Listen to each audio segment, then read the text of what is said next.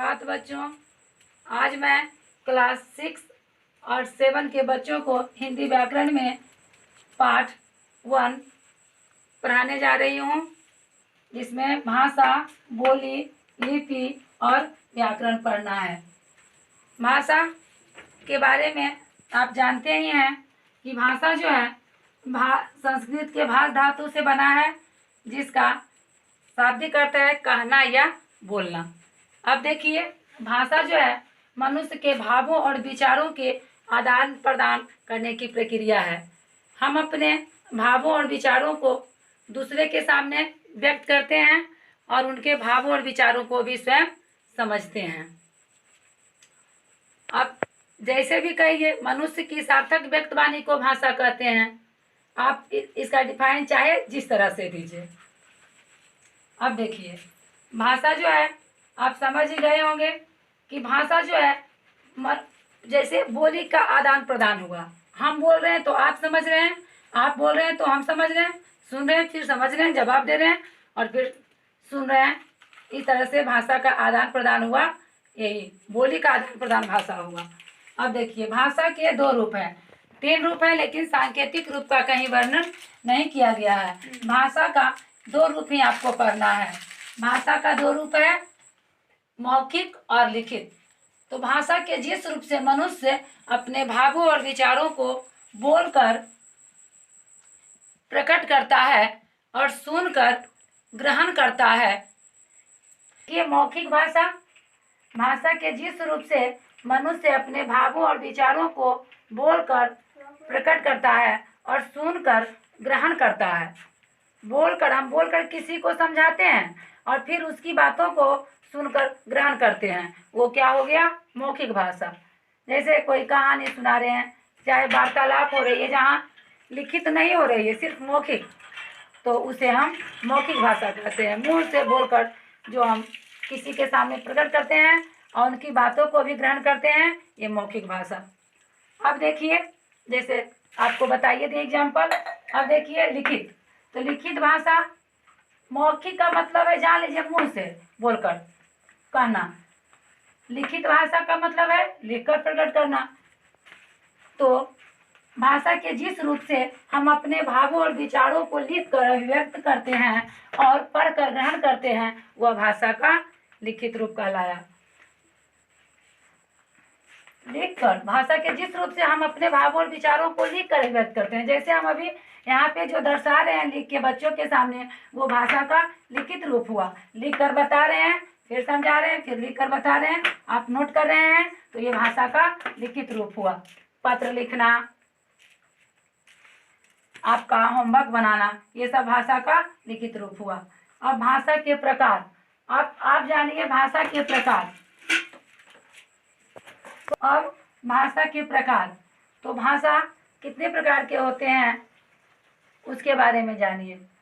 तो सबसे पहले मातृभाषा। जब बच्चा जन्म लेता है तो सबसे पहले मातृभाषा ग्रहण करता है। उसकी माँ चाहे पंजाबी, मराठी, तेलुगु, तमिल जो भी हो, यहाँ हम हिंदी, तो जो भी हम बोलें, सबसे पहले अपनी माता से जो हम भाषा ग्रहण करते हैं, जो सीखते हैं, सर्वप्रथम बच्चा जब जन्म लेता है तो वो जन्म के बाद जो भाषा उसके कानों तक जाती है, उसे हम मातृभाषा कहते हैं। वो माता के मुख से जो भाषा सुनता है वो भी ग्रहण करता है, मातृभाषा उसे कहते हैं। जैसे माहौल में बच्चा पैदा लेगा वैसी भाषा सीखेगा, वही उसकी मातृभाषा। अब देखिए राष्ट्रभाषा। तो राष्ट्रभाषा जानते हैं कि पूरे राष्ट्र में जो भाषा बोली जाती है, तो भारत में सबसे ज़्यादा हिंदी भाषा का प्रचलन है। तो हिंदी लगभग 70% लोग हिंदी जानते हैं, इसलिए राष्ट्रभाषा की संज्ञा भी नहीं दी गई है, लेकिन हिंदी है ही राष्ट्रभाषा। अब देखिए क्या है राजभाषा। तो राजभाषा राज्य में कार्यालय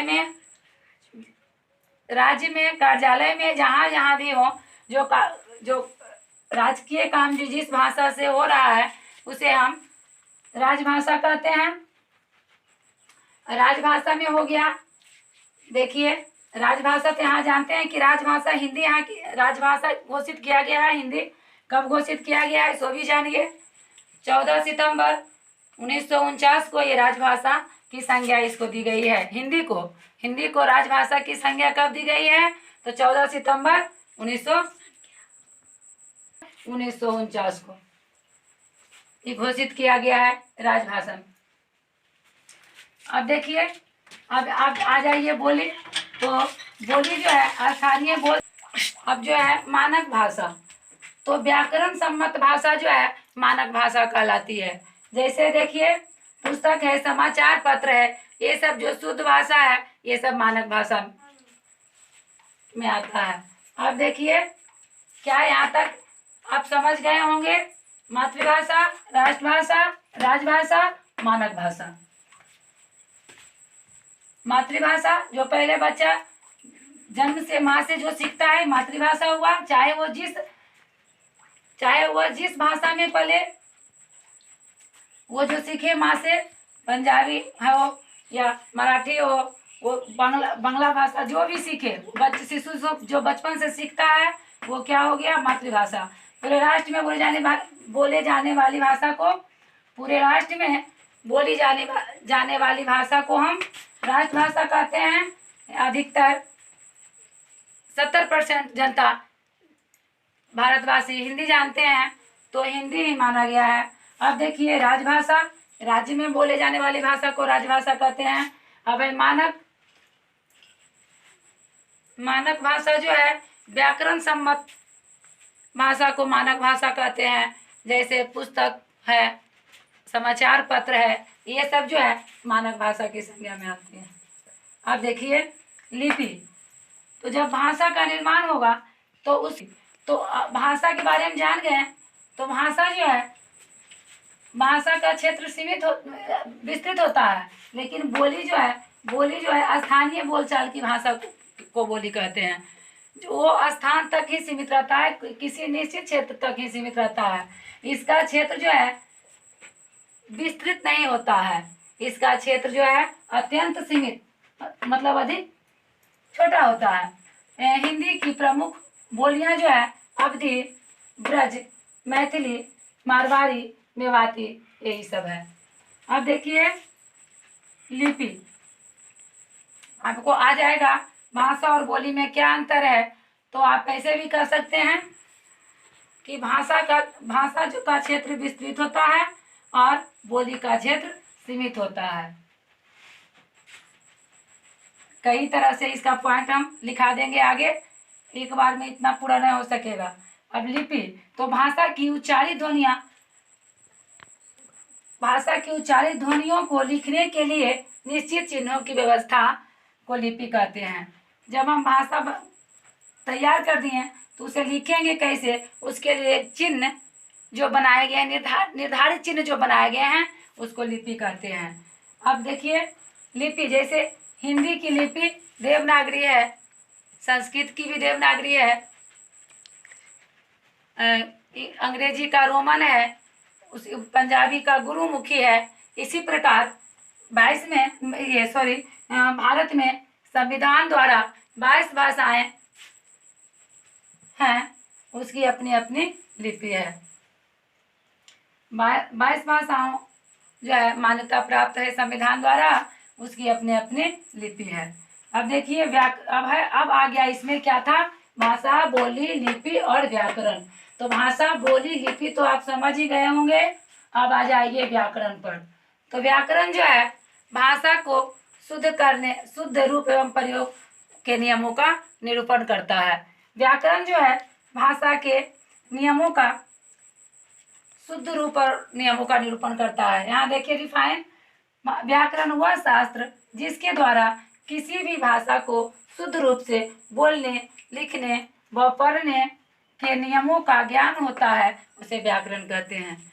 यानी व्याकरण वह विद्या है, वह शास्त्र है जिसके द्वारा हम भाषा को शुद्ध रूप दे सकते हैं, शुद्ध लिख सकते हैं, बोल सकते हैं, पढ़ सकते हैं, ये जानकर करते हैं। सब भाषा का जब व्याकरण पुस्तक देखिएगा तो सिर्फ भाषा को शुद्ध करने के लिए उसे बनाया ही गया है। अब